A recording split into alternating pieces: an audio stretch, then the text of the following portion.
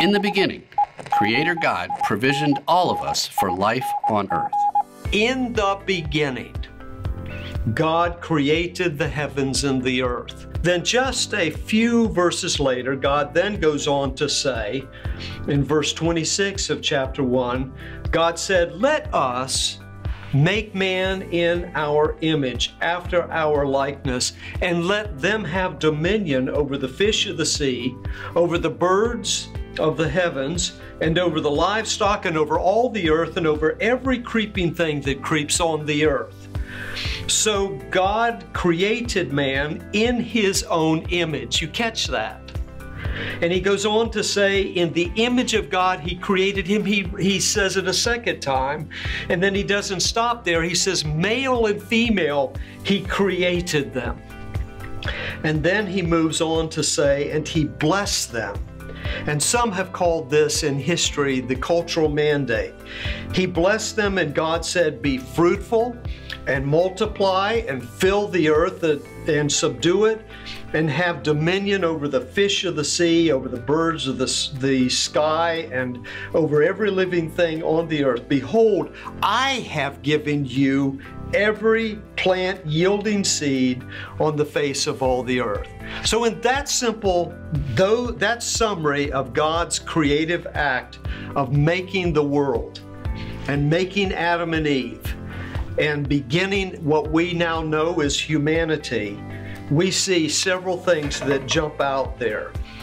There is man, the image bearer, male and female, equally male and female are His image.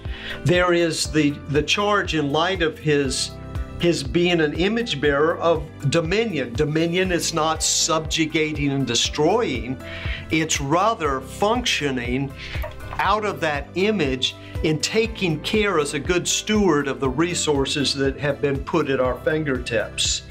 And so when he goes on to describe that, here's what I see jumping out of this passage. As the great author, the one who eternally existed before He made all the stuff, God created land, He created food, He created all of this sufficient but limited in its resources.